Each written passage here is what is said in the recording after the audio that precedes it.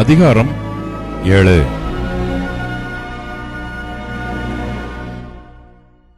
அப்பொழுது கிதியோனாகிய யெருபாகாலும் அவனோடிருந்த ஜனங்கள் யாவரும் காலமே எழுந்து புறப்பட்டு ஆரோத் என்னும் நீரூற்றின் கிட்ட பாளையம் இறங்கினார்கள். மீதியானியரின் பாளையம் அவனுக்கு வடக்கே மோரே மேட்டிற்கு பின்னான பள்ளத்தாக்கிலே இருந்தது. அப்பொழுது கர்த்தர் கிதியோனை நோக்கி, நான் மீதியானியரை உன்னோடு இருக்கிற ஜனத்தின் கையில் ஒப்புக் கொடுக்கிறதற்கு அவர்கள் மிகுதியாயிருக்கிறார்கள். என் கை என்னை ரட்சித்தது என்று இஸ்ரவேல் எனக்கு விரோதமாக வீம்பு பேசுகிறதற்கு இடமாகும். ஆகையால் பயமும் திகிலும் உள்ளவன் எவனோ அவன் திரும்பி கீலேயாத் மலைகளிலிருந்து விரைவாய் ஓடிப்போக கடவன் என்று நீ ஜனங்களில் செவிகள் கேட்க பிரசித்தப்படுத்து என்றார். அப்பொழுது ஜனத்தில் 20,000 பேர் திரும்பி போய்விட்டார்கள். 10,000 பேர் மீதியாயிருந்தார்கள். கர்த்தர் கிதியோனை நோக்கி, ஜனங்கள் இன்னும் அதிகம், அவர்களை தண்ணீர் அண்டைக்கு இறங்கி போக பண்ணு, அங்கே அவர்களை பரீட்சித்து காட்டுவேன். உன்னோட கூட வரலாம் என்று நான் யாரை குறிக்கிறேனோ அவன் உன்னோட கூட வரக்கடவன். உன்னோட கூட வரலாகாது என்று நான் யாரை குறிக்கிறேனோ அவன் உன்னோட கூட வராதிருக்க கடவன் என்றார். அப்படியே அவன் ஜனங்களை தண்ணீர் அண்டைக்கு இறங்கி போக பண்ணினான்.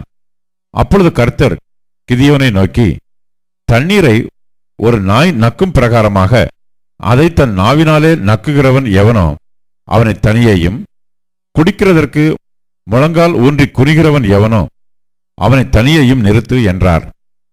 தங்கள் கையால் அள்ளி தங்கள் வாய் கொடுத்து நக்கிக் கொண்டவர்களின் லக்கம் 300 பேர். மற்ற ஜனங்களெல்லாம் தண்ணீர் குடிக்கிறதற்கு முழங்கால் ஊன்றி குனிந்தார்கள்.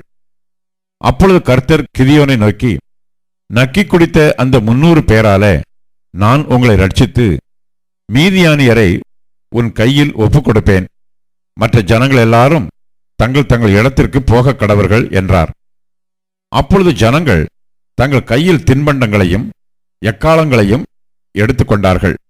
மற்ற இஸ்ரவேலர் எல்லாரையும் தங்கள் தங்கள் கூடாரங்களுக்கு அனுப்பிவிட்டு அந்த 300 பேரை மாத்திரம் வைத்து கொண்டான். மீதியானியரின் சேனை அவனுக்கு தாழ்விடமான பள்ளத்தாக்கில் இருந்தது. அன்று ராத்திரி கர்த்தர் அவனை நோக்கி, நீ எழுந்து அந்த சேனையினிடத்திற்கு போ, அதை உன் கையில் ஒப்புக் கொடுத்தேன். போக பயப்பட்டாயானால் முதல் நீயும் உன் வேலைக்காரனாகிய பூராவும் சேனையினிடத்திற்கு போய் அங்கே என்ன பேசுகிறார்கள் என்று கேள். பின்பு சேனையினிடத்திற்கு போக உன் கைகள் திடப்படும் என்றார். அப்படியே அவனும் அவன் வேலைக்காரனாகிய பூராவும் சேனையின் முன்னணியிலே ஜாமம் காக்கிறவர்களின் இடம் மட்டும் போனார்கள். மீதியானியரும் அமலேக்கியரும் சகல கிழக்கத்தி புத்திரரும் வெட்டுக்கிளிகளைப் போல திரளாய் பள்ளத்தாக்கிலே படுத்து கிடந்தார்கள். அவர்களுடைய ஒட்டகங்களுக்கும் கணக்கில்லை. கடற்கரை மணலைப் போல திரளாய் இருந்தது. கிதியோன் வந்தபோது ஒருவன் மற்றவனுக்கு ஒரு சொப்பனத்தை சொன்னான். அதாவது, இதோ ஒரு சொப்பனத்தை கண்டேன். சுட்டிருந்த ஒரு வார்கோதுமை அப்பம் மீதியானியரின் பாளையத்திற்கு உருண்டு வந்தது. அது கூடாரம் மட்டும் வந்தபோது அதை விழத்தள்ளி கவிழ்த்து போட்டது. கூடாரம் விழுந்து கிடந்தது என்றான். அப்பொழுது மற்றவன், இது யோவாசின் குமாரனாகிய கிதியோன் என்னும் இஸ்ரவேலனுடைய பட்டயமே அல்லாமல் வேறல்ல. தேவன் மீதியானியரையும் இந்த சேனை அனைத்தையும் அவன் கையிலே ஒப்புக் கொடுத்தார் என்றான். கிதியோன் இந்த சொப்பனத்தையும் அதன் வியார்த்தியையும் கேட்டபோது அவன் பணிந்து கொண்டு இஸ்ரவேலின் பாளையத்திற்கு திரும்பி வந்து, எழுந்திருங்கள், கர்த்தர் மீதியானியரின் பாளையத்தை உங்கள் கைகளில் ஒப்புக் கொடுத்தார் என்று சொல்லி அந்த 300 பேரை 3 படையாக வகுத்து அவர்கள் ஒவ்வொருவன் கையிலும் ஒரு எக்காலத்தையும் வெறும் பானையையும் அந்த பானைக்குள் வைக்கும் தீவெட்டியையும் கொடுத்து அவர்களை நோக்கி, நான் செய்வதை பார்த்து அப்படியே நீங்களும் செய்யுங்கள். இதோ நான் பாளையத்தின் முன்னணியில் வந்திருக்கும் போது நான் எப்படி செய்கிறேனோ அப்படியே நீங்களும் செய்ய வேண்டும். நானும் என்னோட இருக்கும் சகலமான பேரும் எக்காலம் ஊதும்போது நீங்களும் பாளையத்தைச் சுற்றி எங்கும் எக்காலங்களை ஊதி கர்த்தருடைய பட்டயம் கிதியோனுடைய பட்டயம் என்பீர்களாக என்று சொன்னான். நடு ஜாமத்தின் துவக்கத்தில் ஜாமக்காரரை மாற்றி வைத்த பின்பு கிதியோனும் அவனோடு இருந்த 100 பேரும் அந்த ஜாமத்தின் துவக்கத்திலே பாளையத்தின் முன்னணியில் வந்து எக்காளங்களை ஊதி தங்கள் கையில் இருந்த பானைகளை உடைத்தார்கள்.